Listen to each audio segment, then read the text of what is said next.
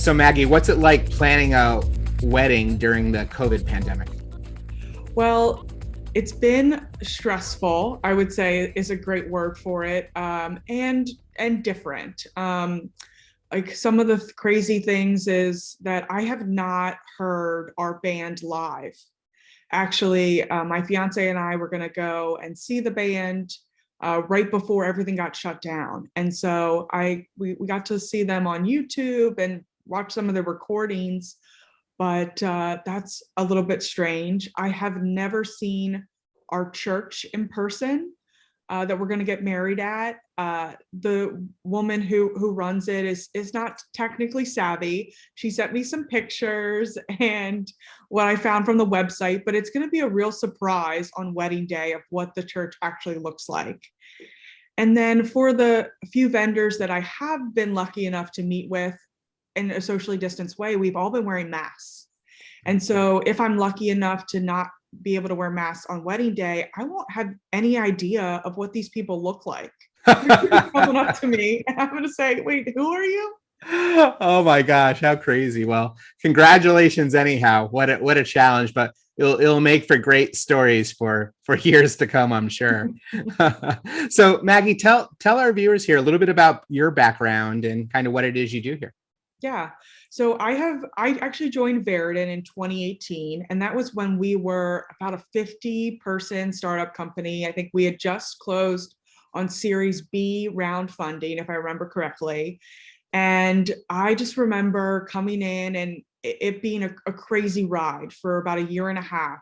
We got to get another round of funding, and then really working within the team and seeing us grow to 100 was a lot of fun. And just every quarter was a great accomplishment because whatever we did as a team. And it was something that I really loved and enjoyed. And then watching us be acquired by FireEye and helping with the transition has been amazing. And being able to come under the Mandiant brand and seeing the improvements we've been able to make to the platform over the last 3 years has been one of the great things that I've been able to do in my career. Wow, that's amazing. Well, one of the reasons I wanted to have you on is you've had so much interaction with customers, and you and I have even spent a lot of time together out in the field. Yeah. I remember we did a big tour of the South before COVID hit. Meeting with customers and partners, and touring around, and so you get a lot of exposure, sort of on the ground to what your clients are experiencing. You know, how have you seen the threats, or maybe even your customers, their approaches change towards cybersecurity and sort of maybe their methodology? Yeah, I think for me, the word that comes to mind is grow. Mm. I think we've seen threats grow at a rapid rate over the last few years. And then I think in response, people wanting to grow their cybersecurity measures. However, I think I have to admit that there is a little bit of bias. I think my awareness of threats has changed since we became under the Mandiant brand. With the weekly reports that we get, the weekly calls that we have, what Kevin Mandia is telling us on his updates, it seems to me that maybe that I'm more aware of the threats because of all the research and analysts and what we do from an IR perspective, that it's really changed my perspective on threats, that it's something we're talking about on a weekly basis. And then a couple weeks later or a couple months later, I see it in the news that a company has been breached by that ransomware that we've been talking about. Yeah. So it's been really quite fascinating for me. And then I think from a customer perspective, their response has changed, that we've seen that there's a growth in the threats that customers have to deal with, but at the same time, they're being asked to do more with less. And so I think my customers feel more overwhelmed than ever because they're getting from the top that they need to cut spending when it comes to cybersecurity, but yet they feel like, well, the threats keep getting bigger and badder, and that the enemies aren't just one or even 10, it's hundreds of thousands across the globe. Yeah. And so I think a lot of customers of mine are feeling like they don't know what else to do, feeling a little bit lost, overwhelmed. Yeah, I get that, and especially during we mentioned the pandemic earlier, but certainly a lot of people are working from home now, and a lot of ways you operate and do business, you have to rethink it. And what used to work isn't working now in this new type of environment, and a lot more cloud dependency. And there are a lot of question marks, and it wasn't a nice gradual change. It just sort of happened overnight, which means mistakes were made. Things had to move very quickly to adapt. So yeah, I think I'm seeing that across the board too. And what great point you made. Now that we're part of the Mandiant FireEye banner, the fact that we're part of this organization that has this amazing threat intel, this amazing incident response team, these professional services teams that just do the stuff that you're hearing and seeing in the news, right? These headline grabbing events, we're right in the thick of it. So we get to sort of be on ground zero and get that detail and disseminate what we've learned to our customers. And that's really a pretty unique thing. When you're sitting in the middle of it, you might not notice it as much, but if you step back, and I think you just did a good job of that, and say, hey, this is different. Not everybody has this type of access. And it does change your perspectives on things, doesn't it? That's a really great point. Well, let's talk about that. So, you came on board at Veridon when Veridon was, relatively young, going at a good clip, but certainly not the juggernaut. And now the Veridon platform has matured to Mandiant Security Validation, or MSV, and it's part of the even larger Mandiant Advantage ecosystem. How has that changed, in your opinion? Sort of that maturation of the platform and expansion, if you will. Yeah, I think the major thing that keeps coming to my mind is threat intelligence.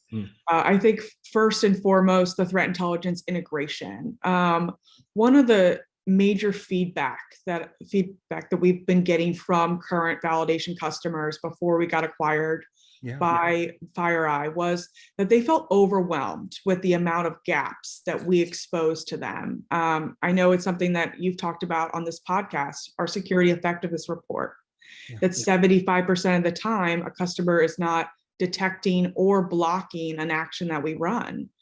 So that's a lot of work, a lot of time and effort that needs to be put into tuning these controls. And so I think that now that we have the integration with threat intelligence, it helps customers prioritize what needs to be fixed. Because now they're able to go into Mandiant Advantage and say, okay, here are the threats that are active, that Mandiant is tracking, that are actively attacking either them or their peers. They're then able to run and validate if those threat actors could possibly affect their security environment or not. And so it helps really focus security efforts and making that threat intelligence actionable. Yeah, and it's interesting that prioritization has always been a talking point in security. But it was something that was really hard to make actionable. Yes, we want to prioritize. Yeah, and yes, we want these things, of course. But how do we actually get there? And to your point, we're missing 75% plus or minus of the incidents from a detection or prevention perspective. It sort of gives you a checklist of what you can start working on right away, or where are the highest risk assets or network segments or business units, et cetera, et cetera. And that's really interesting, because I think historically there hasn't really been that prescriptive approach that could be taken following, like, let's say, a more traditional security assessment or audit. Certainly they give you recommendations, but those are more of a snapshot. But to have a real-time continuous validation like that, and to your point earlier, predicated on the latest, greatest threat intelligence that's the most timely and most relevant, maybe specific to your organization, what a game changer it is. And you and I have seen this in the field. A lot of these security teams, boy, they're really understaffed. They're all wearing, each person's wearing 12 different hats. They're trying to do so much, and it seems like most of their job is just fighting fires, and it's hard to be strategic next level. And to your point, if you can start prioritizing and you can start really communicating these risks out, it kind of makes you more important. It makes you more strategic to the business, because now you're more aligned, and you can actually manage based on facts. And I see that as a big differentiator as well. One of the things I wanted to dig in with you was customer use cases. again, you see a wide range of customers. How have you seen sort of those change now that, of course, we have all these offerings with Mandiant Advantage? Yeah, so I think, Brian, you and I have been working together for some time. And I think when we first started evangelizing this message around providing metrics around cybersecurity, that initially customers put us in this box of an automated red team or pen testing tool. Mm-hmm. And we would say, yes, we can help with those aspects, but we're really focused on the reporting and metrics because you're going to derive so much more value out of the reports that we're going to give you. And I've seen a real shift in customers asking for that and not putting us in this red teaming box, but really saying, this is something that the board and C-level is asking for. We need quantifiable evidence of our security effectiveness. That there's never been more awareness around cybersecurity is what I'm hearing, and that the board really wants to understand which threats are actively attacking the company and what is our security posture against them. They want to be able to understand security competency. I think that we are uniquely positioned with our threat intelligence, with Mandiant expertise, and our validation platform to provide this holistically to the board and C-level, even at a high level for people that maybe aren't super technical. Yeah, that's a great point. We did a whole series on board members on this podcast. People like Art Coviello and Matt Biggie and Jay Leak and many, many others. And they were talking about, and they're all, I would say, relatively technical. Some of them are very technical, but some of their peers on various boards are not. But they still need to understand what the risks are. They might not understand international politics and law and things like that. But if they're on the board of an oil and gas company, they still need to understand the risks of drilling for oil in country X versus country Y and these types of things. So there's a level of understanding that they have to have around cyber and compliance and privacy and all these other things. And the biggest thing that they told me is there was always this gap. And you really hit the word I think on the head when you said value, because that gap was they weren't really talking about the value that security was bringing, how that maps to the mission of the company, how it's business critical outcomes. It was more about, we had this attack and it impacted these systems, or we have to be aware of this new ransomware, this malware. Well, that's important, but it doesn't really talk the language they need to talk, which is value. What kind of value do you add? And I really think that's a big one, and especially from a board and a C-level perspective. When you start looking at these annual reports from these large companies, they're always talking about cyber now. It's a portion of it because it's real risk, it's material risk. And I think to your point, if you can talk about the value it brings, you're kind of up leveling what the security team is doing. You're no longer relegated to the IT security group. Now you're the security with a capital S, right? Which I think has changed things. Let's talk about surprises a little bit. Everyone I think gets surprised. I know I was. I'm continuously surprised by some of the interesting use cases that our customers come up with and how they decide to use the product, or just directions they take it, which is great because a lot of that has turned into new features and functions and capabilities within the solution that other customers turn out using. But what has surprised you about how customers are using Mandiant Advantage or are thinking about taking that next step with Mandiant Advantage?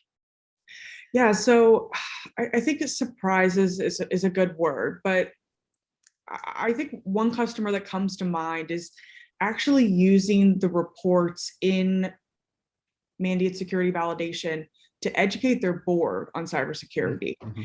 And what they're doing is they're taking one of our security effectiveness gauges. So for example, command and control, and they are sending out a little PowerPoint slide of here are examples of command and control actions. Here's how we fare against them. Here are the technologies that we've acquired over the past couple of years that are actively providing protections against them. So it's a really interesting way of breaking down cybersecurity to provide education to the board, which I find very fascinating. Yeah. Another really kind of cool use case, or that I'm happy to see, is that we've really been able to help some of our customers break down some of the silos that exist in cybersecurity today. I think, Brian, you and I have seen a lot when we go to visit customers, that the security team doesn't always talk to the networking team, or even the endpoint team doesn't always talk to the threat intelligence team. And I think especially seeing the value that bringing intelligence and validation together in the Mandiant Advantage platform, I've been really pleasantly surprised to see how quickly customers are breaking down those walls and barriers between teams and really working together. Especially threat intelligence and the security ops team.